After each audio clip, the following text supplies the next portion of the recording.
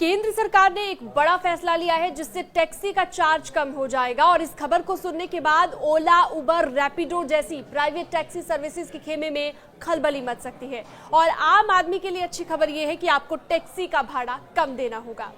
एक सहकारी यानी कि कोऑपरेटिव संस्था बनेगी जो कि टैक्सी की सर्विसेज देगी।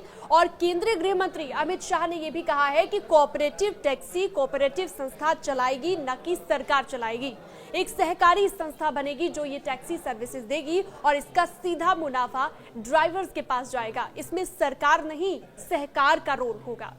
केंद्र सरकार ने सहकार टैक्सी नाम से नई सहकारी आधारित टैक्सी सेवा शुरू करने का ऐलान कर दिया है और इसके बाद काफी खुशी आम आदमी में देखी जा रही है।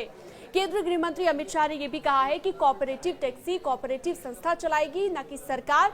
साथ ही ये टैक्सी जो सर्विसेज देगी इसका मुनाफा ड्राइवर्स को मिलेगा, जैसा कि मैंने आपको बताया, और इसमें सरकार का नहीं होगा रोल। आपको बता दें कि सहकारी क्षेत्र को बढ़ावा देने के लिए एक महत्वपूर्ण कदम इसे माना जा रहा है।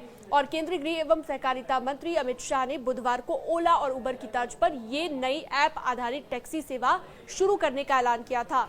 ये टैक्सी सेवा कोऑपरेटिव संस्था की ओर से दी जाएगी।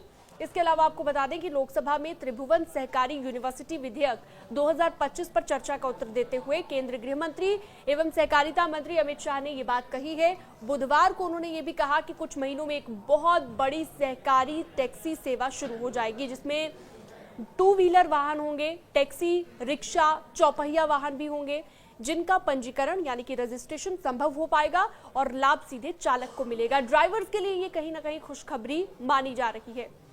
सहकार से समृद्धि के सिद्धांत पर एक सहकारी टैक्सी सेवा इसे माना जा रहा है और इच्छुक टैक्सी चालकों द्वारा बनाई जाएगी ये संस्था। इसका प्रबंधन उसके सदस्यों के ही पास होगा। इसका पहला मकसद सभी सदस्यों की सक्रिय भागीदारी से लोकतांत्रिक प्रबंधन सुनिश्चित करना होगा और ऐसी सहकारी टैक्सी सोसाइटी द्वारा अर्जित ज्यादातर लाभ को उस सदस्य टैक्सी चालक के बीच समान रूप से वितरित करना है इसका मकसद, यानी कि सभी ड्राइवर्स को उनका मुनाफा मिल सके।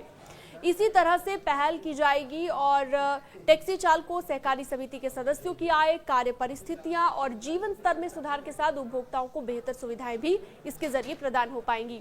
मान्यवर मोदी जी ने जो नारा दिया है, सहकार से समृद्धि, ये सिर्फ नारा नहीं है, इसको जमीन पर उतारने के लिए 3.5 साल में सहकारिता मंत्रालय ने दिन रात एक करे।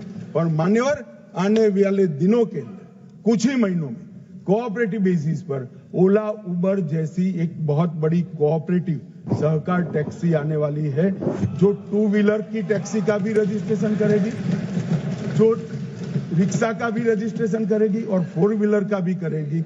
और उसका मुनाफा किसी धन्ना सेठों के हाथ में नहीं जाएगा मान्यवर, वो ड्राइवर के पास जाएगा। इस प्रकार की हम कोऑपरेटिव लेकर आ रहे हैं। जिस तरह प्राइवेट टैक्सी सर्विसेज की वजह से लोगों को दिक्कतों का सामना करना पड़ रहा था, उसी की तर्ज पर अब ये माना जा रहा है कि उन तमाम चीजों को देखते हुए उसके मद्देनजर ये बड़ा ऐलान केंद्र सरकार ने किया है। इस तरह की और भी खबरों के लिए आप हमारे डिजिटल प्लेटफॉर्म पर जुड़ सकते हैं। आप न्यूज़ 18 के डिजिटल प्लेटफॉर्म को सब्सक्राइब कर सकते हैं। Thank you so much video को एंड तक देख